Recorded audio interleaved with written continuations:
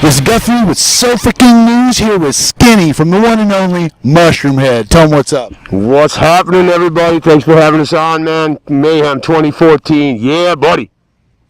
So, tour's almost coming to an end. How'd it go? You guys, what's your overall impression? Man, you know, Mayhem Tour is our first one to do the entire thing, and we're very blessed to be with all these talented people, not just the bands, everyone from production to catering to all the semi guys, man, all the guys loading the stages, and it is a logistical nightmare, and man, they pull it off daily. It's something behind the scenes that people don't look at. It is a lot of work, and everyone that works this camp 100% gives a fuck. Many fucks were given for this tour, so God bless Mayhem. So my first question is, obviously you guys did Phoenix and Arizona, and now you're in Texas. Hot as son of a bitch here, hot as son of a bitch there. Do you use the masks and the costumes? I mean, does it fuel you, or is it a distraction? I mean, what do you say? Oh, no, it brings it. It's like, I dare you to pull it off. You will be fired. You know what I mean? It's one of those things. No, seriously, get up there and do your job. It doesn't matter how hot it is or how cold it is. We're from Cleveland, so we have the other extreme as well. Phoenix was 106, and, like I said, wear a mask, they say. It'll be fun, they say. Why not? Come on, everyone get on stage and jump around like a bunch of fools. No, I couldn't do it, man. I put that mask on, and I instantly become a better version of me.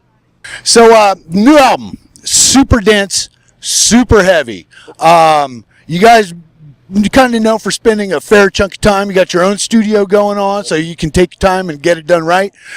Going into the recording process, what did you go in with the intent of having it be like really just this dense and intense and heavy, or did it just kind of come about in the whole writing process? Back to your first thing about having our own studio, it's very much a blessing and a curse, because you can continue to work on it as much as you want, and then sometimes it's, hey man, it's got to be done. You're supposed to be done already. Deadlines are very important.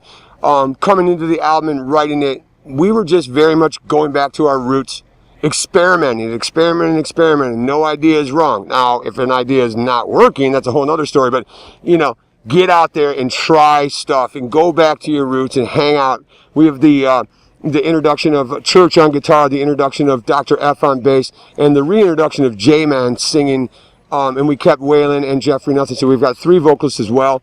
That was a little challenging for me as a producer to try to put that together, but I think as a band we collectively decided the right things to do, where the singers could compare and contrast or harmonize or pass the baton with a call and response, or just literally split up 16 bars. I don't want a singer for 16 bars, then a chorus, and then another singer for 16 bars, then a chorus, and then we become a rap act, and that's just bland. It has to be cohesive, so we just really, really threw the kitchen sink at it, man, and it ended up writing itself. That many people in the band, the stage show, the logistical nightmares of it all, just getting everyone to practice, for God's sakes. But like when you get in there, What practice? What the hell is? What are you talking? I don't know that word. Practice is for the weak. Does anyone have a dictionary or a Wikipedia thing? I don't know what the hell he's talking about. Having that many people working on a creative project, does it come off as natural and just flows, or is it like you're working hard to try and get people, to have their creative input as musicians and just be able to do their thing? It's very natural. Like I said, we with the blessing of having our own studio, we've been there for 15 years, building the little place a little bit at a time, and we've got multiple rooms. So when you're sick of working with one guy, you can go to another room and work with someone else. It's pretty easy. The biggest thing is keeping that fucking goddamn refrigerator stocked with beer. So Australia, you went there for the first time this year. How were you treated down under? Amazing. Those people are very, very receptive. Soundwave in general, another amazing feat of logistics, man. And you fly everywhere. There is no tour busing. Like, everything is shipped. I'm really impressed at how they pull that off. Amazing. We're from Cleveland, Ohio again, so to go there in the middle of, or the late February, we had 6 feet of snow in Cleveland to go there, and it's 90 degrees. It's summertime, so it was very much a warm-up for like a Mayhem style festival. And once we got to Mayhem 2014, a lot of the same bands were on the Soundwave, so it was very much a high school reunion.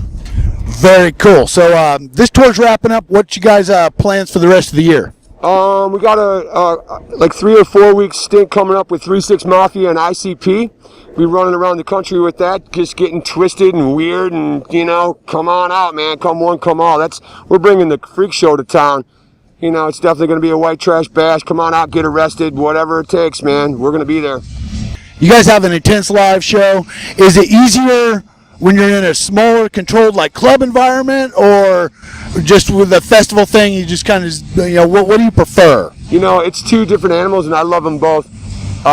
Being inside a theater or a club, it's a little more theatrical. We can, you know, play around with lights and backdrops and set changes and things of that nature. But in a festival setting, you're in the daylight. You don't need all the you know, the hoo-ha, if you will.